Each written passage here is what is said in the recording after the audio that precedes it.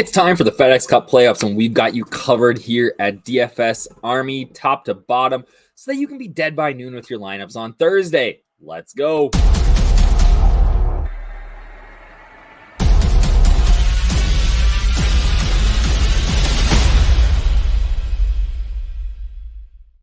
What up, everybody? It's your boy, DFSUpNorth, aka Josh Thomas, here with another Dead by Noon PGA podcast brought to you by DFS Army, where I give you all the plays to make sure that you are done watching golf by Thursday at noon, and you can go on and do something else with your life. Maybe waste some money on preseason football, right? Because these are the worst plays. No, I'm just kidding. But we got the FedEx Cup playoffs this week, guys. We're in TPC Southwind. We're in Memphis. This is the old WGC FedEx St. Jude. So it's an exciting week. This year is the first year that they're just doing top 70 and ties are in, or not even top 70 and ties because Justin Thomas would have got in, but top 70 are in the playoffs. We cut it down to 50 next week. That goes to the BMW, and then we go to 30 for the Tour Championship. And so these next 3 weeks of DFS golf are a little bit interesting because they're all no cuts, right? And not only are they no cuts, but they're limited field. This week's more of a normal no cut, but as we kind of keep going here, things are going to change. And then you get to the Tour Championship, and we're talking about different scores, and it's a mess. We'll cover that when we get there. But some of the strategy this week is going to be about how to attack these no-cut contests. And we'll talk about that when we get there. Talk about lineup construction. We'll build some lineups for FanDuel because everybody says we don't give FanDuel enough love. I get it. My sheets are pretty much focused towards DK for the most part. So we'll give some FanDuel some love here on the pod this week. So let's get into it. Let me share my screen here. And we are talking not about the 3M. We are talking about, man, now I got to go view all articles. I've had that page up for a while, so it's scrolling through. TPC Southwind at Memphis, Tennessee. Okay, long-time staple event on the tour. And again, I'm just reading off my PGA Tour course preview, which is free for you guys at DFSArmy.com, the brand new DFSArmy.com. So you get access to this for free. If you want access to like my cheat sheets, the research station, which we'll look at here in a little bit. If you want access to that, then you can become a DFS Army VIP, and you can use that code up north down there. That gets you 10% off for life. Or what is it? NFL 2023, I think is the code that gets you 25% off for life, which is an insane deal right now. I'll make sure to link that down below in the biography, or what do we call it? What do you even call that? In the description? Yeah, there you go. But yeah, so everybody gets a 6 and 6 this week, which is exciting because I feel like I haven't had a lot of 6s in a while. But TPC Southwind, challenging layout, lots of water hazards. I like the finishing holes here. They bring some drama into this, especially 18, and pretty small Bermuda greens. We're talking about 4,500 square feet.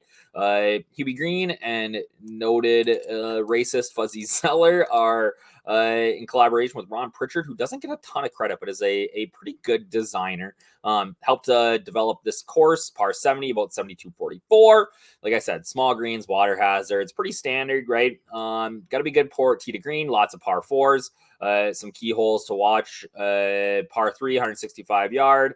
Water lurks to the right with prevailing crosswind. Club collection becomes critical. And then the 18th, which is a great finishing hole. You got to hit basically 3 wood down the tee so that you don't get into the bunkers deep. Anything left is going in the water, and then anything that you yank left is going in the water as well as you attend the green with a large bunker in the front, which Daniel Berger screwed me on a couple of years ago when I had Jordan Spieth screwed me on. Sorry, when I had a Daniel Berger outright. When he chipped in from there. Distance is always an advantage in the tour, but I do think that Southwind does emphasize accuracy over sheer power. And when we see some of the guys who have done well here over the years, you'll probably agree with me.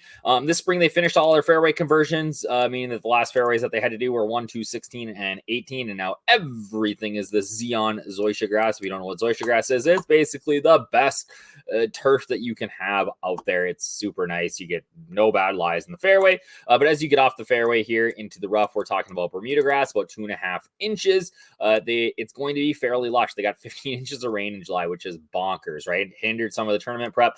And these fairways, right? We said that accuracy is important here. The landing areas are only about 25 yards wide on average. Greens champion Bermuda, they'll run about 10, or I mean, sorry, not 10. They'll run about 12 and a half this week. It's an interesting course. Some guys that have been really good here over the years are Hideki, who we're gonna check here in a second, but I think is the only former winner in the field. Rory, Ricky, Jason Day, Patrick Cantlay. Then guys coming in hot. If you were to look at this last week, we had golfers with fire history. Was the headliner was Russell Henley, and the golfers coming in hot was Lucas Glover. So if that is to hold here, you just play Decky and JT Poston, and you are going to win all the monies this week, right? But Glover, Benyon, Rory McIlroy, Brian Harmon, all coming in looking good. Right? What else do we got that's important here? I really do think this is a ball striker's paradise. You got to find fairways, but you can club down here. It's not super long. It brings the drama. I'm excited. This is going to be a fun week. So if we look at sort of the course history here, yeah, I'm almost like 100% positive that Hideki is the only former winner here, and maybe I'm wrong. I thought I had a Hideki with a WG. We got to look this up now. Got to get the wiki going. I'm almost positive that Hideki won here, and this could be just a mix-up in our research station, or it could be that I'm an insane person, and I don't know, and I am wrong. Gosh, dang it. Thought I had Hideki with a win here. No, he lost to Answer and Burns. Yeah. I remember that. 2021 playoff. Abe Answer got it done. I was so excited for him. We'd been on him for a while, and now he's on the Live Tour and dead to me. So there's some guys, that have good course history here. John Rahm, 5th and the 7th. Rory, 12 and a 14th. But like this stretch by Scotty and Rory here is just bonkers. Just bonkers, actually. I really don't have a better word for it. It's insane what these two have been doing this year. Scotty is rolling a new putter this week. I believe Rory might be trying out new putters too, which is a good thing when we look over here. And you can see in our research station that this is for a world-class golfer, for him to have this sort of putting statistics is what we would say is not good. Disappointing for Scotty, to say the least, because these tee to green numbers are absolutely freaking insane. So we said, we gotta be a good ball striker, right? So let's see let's give it a bigger sample size. We go over the last 25 rounds. Guys that have been good ball strikers are guys like Scheffler, Hubbard, Smalley, who I love this week, right? Hubbard's actually do some positive regression, and so is Eric Cole. When we look at their long-term numbers, their irons actually should come back a little bit. Henley, Morikawa, who I'm really high on this week, especially given that the putter is starting to come around. You got guys like John Rahm, Lee Hodges coming off a win, Adam Schenk, been really, really good here. The last little bit here, a miss at the Open Championship I'm not concerned about, but this like 4th, 7th, 2nd, I'm intrigued by Adam Schenk at 6,400, right? So those are some of your good ball strikers. You said you got to find tee to green is important, but I'm not going to look at driving accuracy too much this week because everybody's going to kind of hit fairways. But if we were to look at it, let's see if driving accuracy correlates to good results here. Not really. A 3rd for Glover last year. Putnam and Morikawa and Corey Connors kind of fit that bill, but it's not something that I'm really diving in on this week.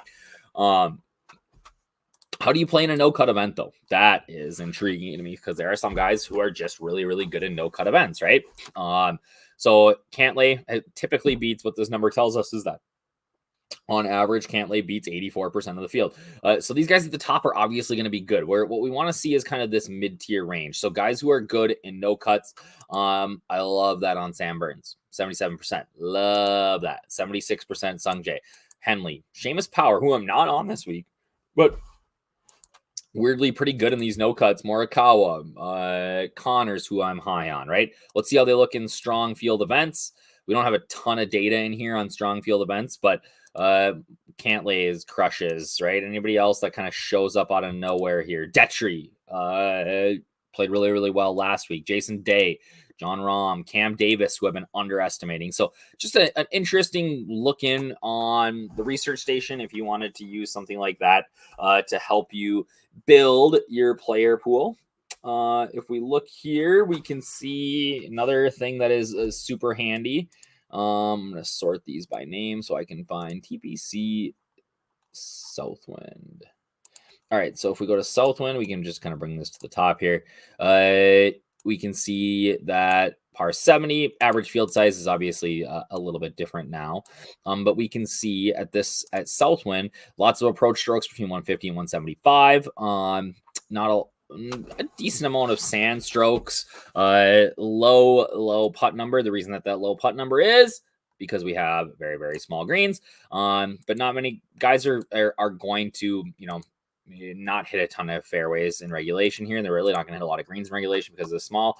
So what you got to be is a fairly good scrambler, right? Scrambling stats are a little tricky just because it is something that I don't like. If you're a good ball striker, you're around the green stats and might not be very good because you hit so many greens in regulation. But let's just look last 25 rounds, right? Who's been good around the greens? And we got Rory, Taylor Montgomery, Scotty Scheffler, Tony Finau, Justin Rose. And are any of these guys really, really bad at hitting greens in regulation? Well, Taylor Montgomery, that's interesting to me. That Monty only hits 58% of the greens and is really good around the greens. That's a little surprising to me. But yeah, Jagger, who I'm really high on this week. But all right, so as we go to the builds, right, this week, let's look at, let me sort back here by salary. Okay, you're going to see that because there's only 70 players in the field and they still price all the way down to dead min, right, or 7,000 on FanDuel, right? You're going to see that it's very, very, very, very easy to build a lineup. So I'm going to slide over here. Let me bring up FanDuel. It's probably going to make me log in because I'm on my downstairs computer. Or are we going to get lucky here? Looks like we got lucky. All right. So if we were just going to, oopsies, what happened to that? PGA. All right. So if we were going to build here, right, you can tell like how easy it is because if I play Scotty and Rory, I've got 89.25. I can afford, I feel pretty good about those two together. If you played these three, do you feel that bad about your lineup? Right? So if I got to dip down here, let's say I go, like all of a sudden I can play Sam Ryder at 7,100, who's been playing great golf. And now I'm looking at 8,000. Well, I can play Smalley, who's been awesome. Missed the cut last week. And then I can play Putnam. Like, how good is that? Right? How good is that? The problem is that I feel really good about that, but guess what? So is everybody else, right? Everybody else is going to feel good about these no-cut lineups, right? Because the pricing is really soft. Actually, and this was like easy for me to build. I think it's easier to build on DK than FanDuel this week, which is wild, right? So my strategy this week, guys, is that instead of just like that, like I'm going to have some of these stars and scrubs lineups, okay? But my strategy this week is that I am going to build a more balanced lineup by hammering sort of this middle range. So I like guys that I love this week. Colin Morikawa. Oops, I clicked Tyrell Hatton. I like Tyrell Hatton too. But I really like Colin Morikawa this week. I think Fitzy's sneaky. I love Wyndham Clark. He's a little bit more priced up on FanDuel, but like now I'm still feeling pretty good about this. Let's say I sneak down and get a Connors, right? Okay. Benny On's been playing good. Don't bet against Ben On, right? Who can I get at 9,000? Detry, who I said has been great. I think Cole is due some positive regression. Maybe your GPP stud this week out of nowhere is going to be Taylor Moore or Adam Svensson. Okay. But let's say I put Detry in there because he's been playing good. How good is that lineup? Honestly, I'd probably get rid of On. I'd probably go Jagger, and then that lets me play Si Woo or Cam Davis, who's been great. That's a really, really good lineup. That's going to be a very low owned lineup, just because of the pricing this week. So I'm really high on lineups like this week. That's something that I am going to be playing and pushing forward. And in no cut events, you have to sort of get sneaky sometimes, right? You don't have you want to, when everybody's going one way, you want to go the other, especially because we have 4 rounds here, right? So because we have 4 rounds, everybody is in play, right? Clark has a bad first round. He comes back the next 3 and crushes, right? Nobody's dead. Your lineups aren't dead. You feel good on Saturday, good luck, because you got Sunday coming. When you're setting up the DS for something like this, again, I don't think you need to get like super different. But let's say I'm going to build like 50 lineups, I'm going to enter the quarter or something like that. Ways that we can make ourselves different here, especially on like a FanDuel, is just drop your salary. Like if I go to 59, this is something we do in Showdown a lot for NFL, which by the way is coming up. You want to get in DFS Army, NFL 2023, I believe is the code. You can find it on our Twitter. You can find it on my Twitter, on DFS Army's Twitter, but that'll give you 25% off, not just for your first month, for life, which is an unreal deal. One of the best deals that we've ever ran, which is crazy to think about.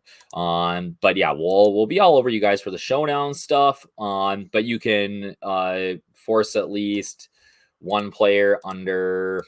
Right now, it's not going to work because we don't have stuff in or ownership in yet. But I don't love forcing players in there. I'd leave my salary range open. Let's just see what happens here. Let's see who the DS loves this week. FanDuel I love because I don't have to like or love anybody, and it just tells me who the best play is. So what are they going to do? All right, so their FanDuel based on projections, right, is going to. What if I run no? I'm going to run this just dry. Dry as a bone here. Let's go to 0. No randomization. Let's just see what we get. What's the optimal on FanDuel this week? Let's see. I'd love if it was just what I built. That'd be insane. Similar though, right? Similar. So they just went a different route. So Scotty, John Rahm, McIlroy, Shank, Hubbard, Griffin. I don't mind that. Shank, Hardy, Ryder. There we go. Hardy. Oh yeah, Hardy's super cheap and he's been playing well too. We love Adam Shank's projection this week.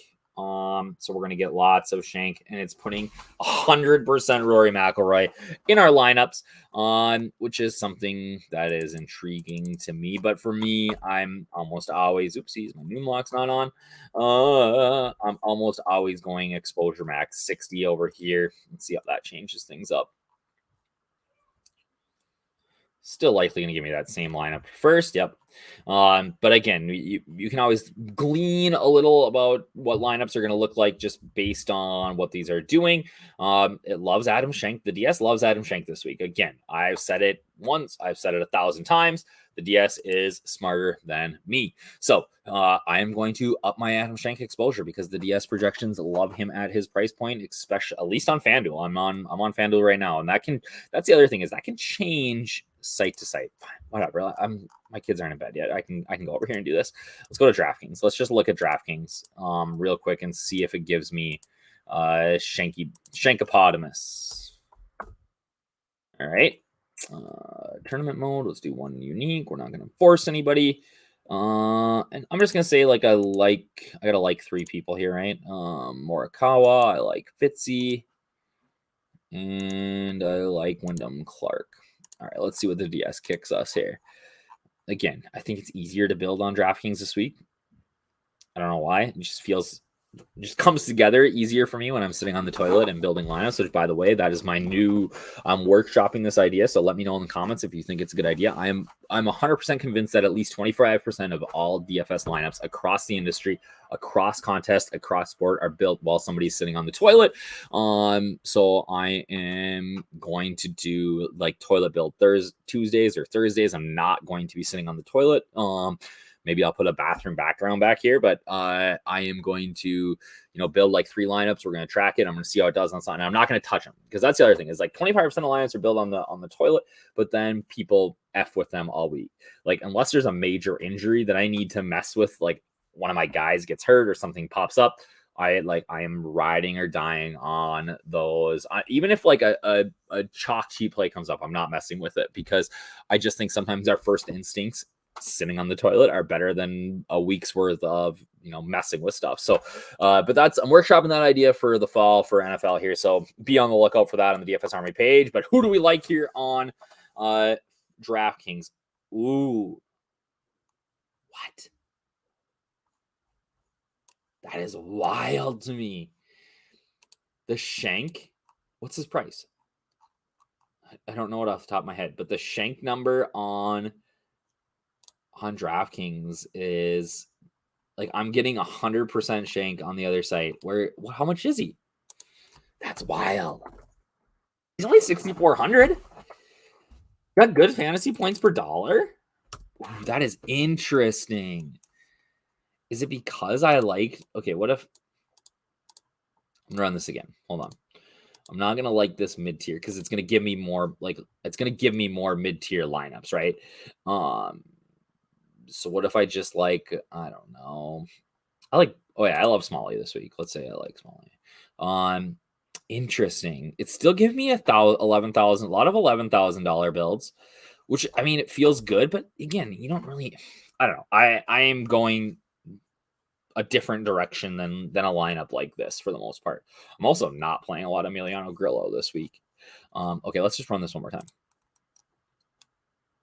and see what happens. I think that's crazy that I am on FanDuel, we're getting tons of Shank, and on DraftKings, you're getting none. That's wild to me.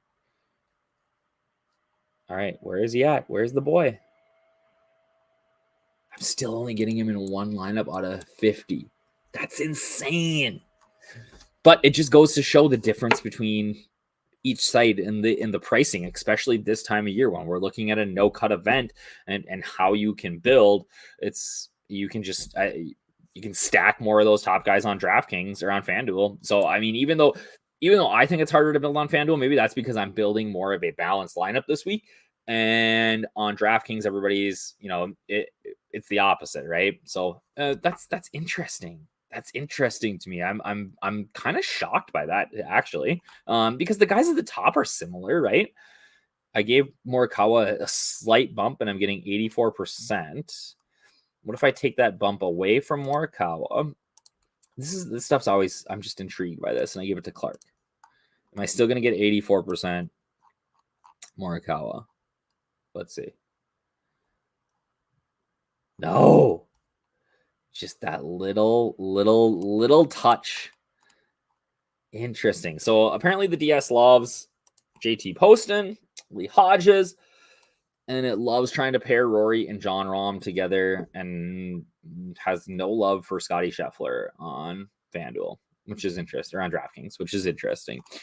But if you want to mess around with it, you want to look at it, why don't you come over to DFS Army VIP? You can use that code UpNorth, 10% off for life. But really, what are you doing? Use that code NFL 2023. It gets you 25% off for life. Good luck this week, guys. I really appreciate it. Have a fantastic second week of August. Have a great first week of the playoffs. Let's get it. Cheers.